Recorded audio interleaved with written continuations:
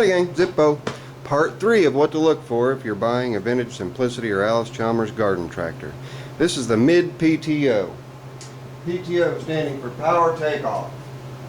What its purpose is to run sickle bar mowers or to run leaf backs of certain types or to run your mowing deck.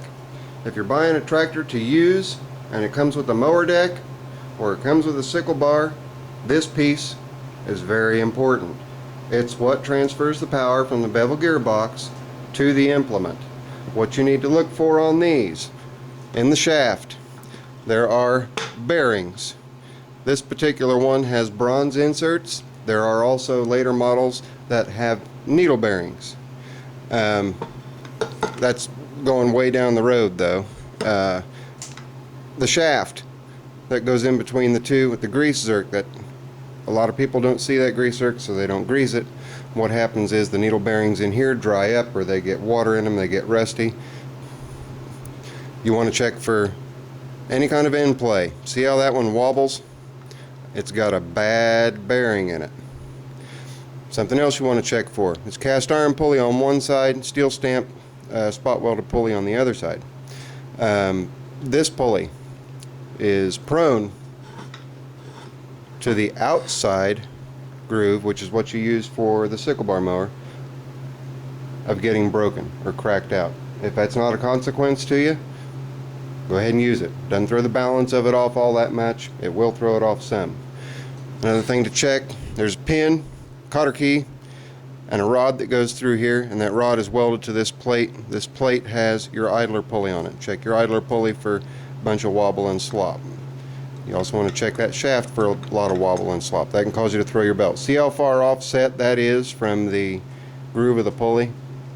That's going to throw your belt off. It's going to wear your belt out prematurely. You need to watch for that. So when you engage it with the engine running, you want to make sure that everything's lining up well and that there's no super highly shiny spots on the idler pulley. The reason for that, that'll show you where you've got some stress and strain against the belt in relation to the pulley. And a lot of times you can just take a crescent wrench or a pipe wrench or a pair of pliers and straighten this out to where you need it to be. Okay, that takes care of that. Another thing that you want to watch, we're jumping over to the axle. On the later models, you had solid axle tube going from one side and then another solid axle tube on the other. On the earlier models, the axle tube is minimal. It stops just outside the gear case. You want to look at that axle tube and make sure that it's not cracked. If it's cracked, you don't want the tractor unless you've got a spare rear end to throw in, or you want to bust the casing apart, find another donor transmission and replace the axle tube. Pain in the butt. So my suggestion, if you're coming across something like that, that's a major drop your money factor. Now, something that you want to look at, let me lower the camera down so that you can see this a little better, and I'll zoom her in for you too. It's the relationship between the axle, the small diameter axle, and the large diameter axle. And this may be kind of hard to see. Hopefully it won't be. Let's see if we can get it in there good enough.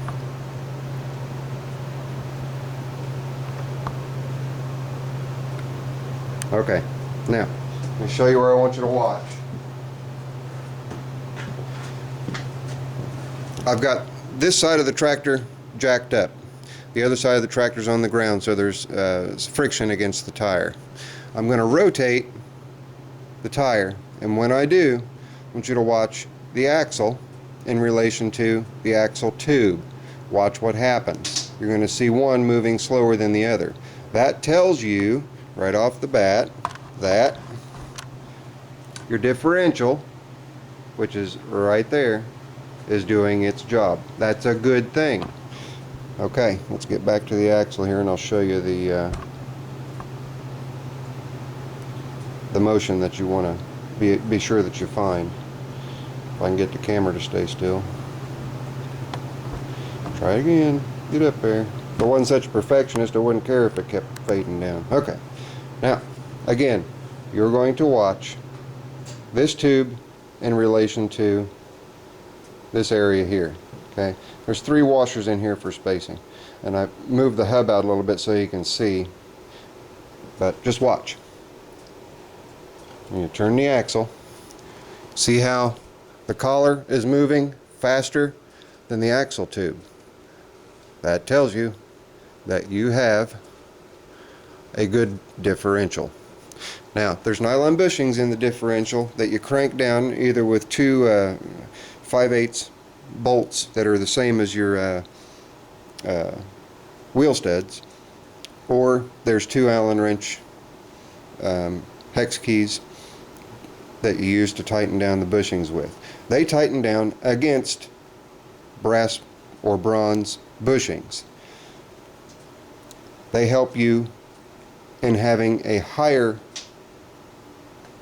or a less chance of slipping where both tires are driving. That's good in the winter time when you're pushing snow or what have you, or if you're in a muddy condition. An absolute positive track differential, you will have worse traction problems than you will with the limited slip. It allows the other tire that seems to have traction to allow the power of the tractor to transfer that traction over. There is a way, however, to lock your differential if you so choose. And the way to do that is fairly straightforward. It does require a little bit of mechanical know-how. And I'm going to pull this up and go back out to wide. Get back over to my little stool so you guys can see what you need to do if you want to lock up a differential. I've got one that's locked that I'm planning on unlocking because it's in a Vickers Hydro and I want to use that Vickers Hydro. But the camera's arguing with me here. Alright. Here. This is your differential hub and where you mount your wheel. Alright. When I was talking about those brass bushings in the nylon, I don't know if you can see down in there. You can see the bronze bushing here. There's a gap between this bushing and the next bushing where those nylon plugs come in and grab a hold of the small diameter of the axle. That's what helps give you, you can actually see the nylon bushing in that one. See, right in there, nylon bushing. And you could probably just get you some nylon dowel rod, whack off a piece and throw it in there and have good success with it.